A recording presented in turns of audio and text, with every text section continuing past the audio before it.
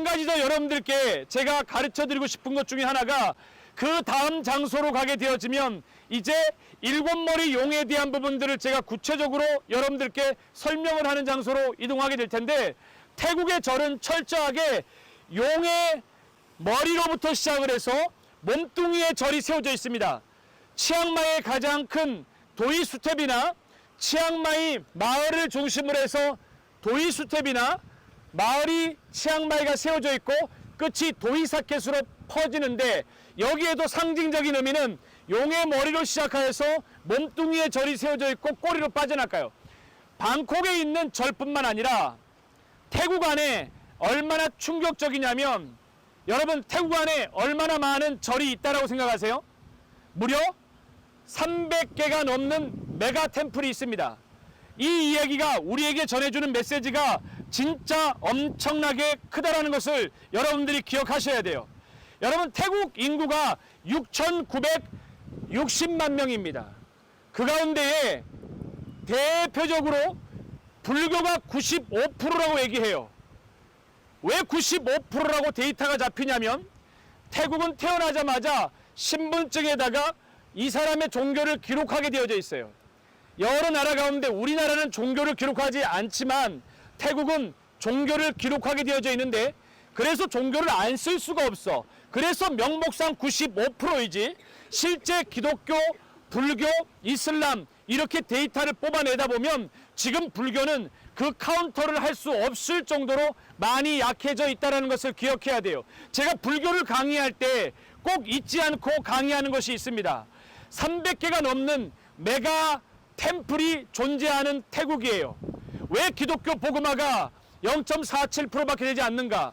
이제 4년 뒤면 기독교 200주년인데 우리보다도 복음이 무려 80년 미리 들어와서 올해 복음이 들어온 지 196년이 되었음에도 불구하고 0.47%밖에 되지 않는 이유를 잘 기억할 필요가 있습니다.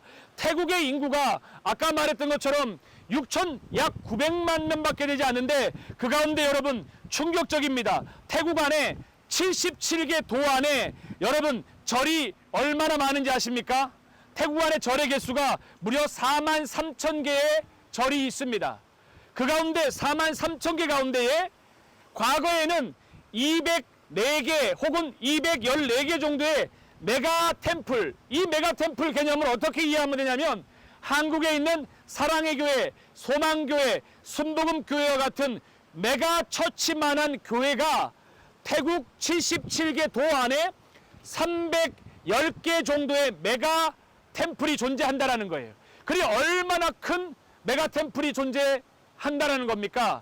그 가운데 충격적인 것은 태국 안에 스님들의 숫자가 50만 명이 넘습니다.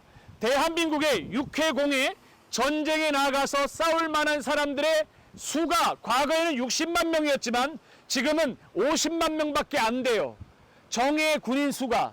근데 태국 77개 도 안에 그 가운데 무려 50만 명의 스님들이 존재한다는 것은 과히 충격적이고, 메가 템플이 300개 이상 된다라는 것, 일반 절까지 치게 된다라면 절의 숫자가 4만 3천 개가 된다는 것은 과히 충격적입니다. 여러분 77개 도 가운데 태국에 가장 많은 절이 세워진 도가 어디냐면 바로 오늘날 코라시라고 불려지는 나콘 라차시마라고 하는 곳입니다.